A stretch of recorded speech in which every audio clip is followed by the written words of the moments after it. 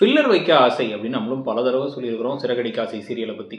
ஏன்னா கதையை இழுத்துட்டு போகணுங்கிறதுக்காக மெயின் கதையை விட்டுட்டு ரோகிணியை சிக்க விடாமல் அட ஏன்பா நீங்களாம் அப்படி பண்ணுறீங்கிற மாதிரி தான் இழுத்து கொண்டு போயிட்டுருக்காங்க. அதுக்கேற்ற மாதிரி தான் இன்றைக்கும் பார்த்தீங்கன்னா முழு எபிசோட்.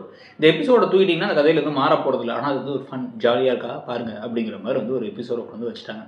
ஸோ இப்போ என்ன நடக்குது, முதல்ல ஒரு பாம்பாட்டி ஒருத்தர் மனோஜுடைய கடைக்கு அந்த இதோட பாம்பு பெட்டியோட வராரு. உள்ளார வந்துட்டு அவர் அயன் பாக்ஸ் வாங்கணும், என் பையன் இன்ஜினியரிங் முடிச்சிருக்கான், வேலைக்கு சேர்ந்துட்டான் அப்படின்னு சொல்லிட்டு அயன் பாக்ஸ் வாங்க போக அந்த பெட்டி அங்கேயே வச்சுட்டு போங்க அப்படின்னு இவர் சொல்லிடுறாரு மனோஜ். அது குலதெய்வம் இருக்கு, எங்கள் குலசாமி உள்ள இருக்கு, அவனும் நல்லா படம் பிடிப்பான்னா கூட இவர் புரியல.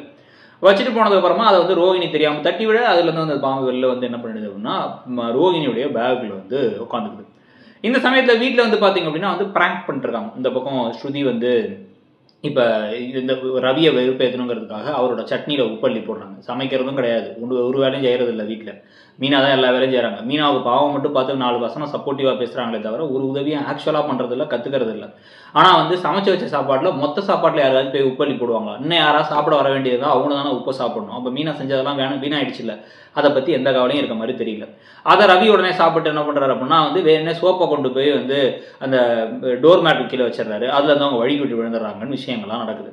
இங்கே இவங்க 2 பேரும் வீட்டுக்கு வந்ததுக்கப்புறமா என்ன ஆகுதுன்னா வேணுன்னே பாம்புன்னு டைலாக் வர மாதிரி எல்லாரும் மாற்றி மாற்றி பேசுகிறாங்க. பாம்பின் கால் பாம்பரியும், பாம்பு காது அவளுக்கு அப்படிங்கிற மாதிரி எதாவது பேசிக்கிட்டு இருக்காங்க. பேசிகிட்டு இருக்கும்போது பாம்பு மாதிரி கொத்திரும் அப்படின்லாம் வாசனை விட்டு பேசிக்கிட்டு இருக்காது. பேசிக்கிட்டு இருக்கும்போதே என்ன ஆகுது அப்படின்னு பார்த்தீங்கன்னா அப்பெல்லாம் விட்டுட்டு இப்போ நைட்டு என்ன ஆயிடுது அப்படின்னா ஒரு பாம்பை வெளில அந்த ஃப்ரிட்ஜுக்கு பக்கத்தில் உட்காந்துருக்கு. அதை பார்த்து விஜயா ஷாக்காகி பாப்பாங்கிறாங்க. பயத்தில் யார்கிட்ட போகிறாங்கன்னா மீனா கிட்ட தான் போகிறாங்க. மீனாவோட கையை பிடிச்சி பயப்படுறாங்க.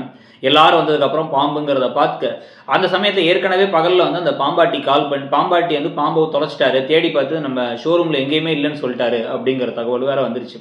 கடைசியில் இந்த பாம்பாட்டியோட பாம்பு தான் தெரிஞ்சோடனே எப்பயும் போல் ஹீரோ முத்து போய் ஒரு பிளாஸ்டிக் குச்சியை வச்சு நீட்டி, அந்த மாப் போடுற குச்சியை வச்சு நீட்டி அதை என்ன பண்ணுறாரு அப்படின்னா எடுத்து ஒரு பைக்குள்ளார போட்டு அந்த பாம்பாட்டியை கால் பண்ண சொல்லிடுறாங்க. உடனே எல்லாத்துக்கும் காரணம் நீ தான் அப்படின்னு ரோகிணியை திட்டுறது மட்டும் நடக்குது.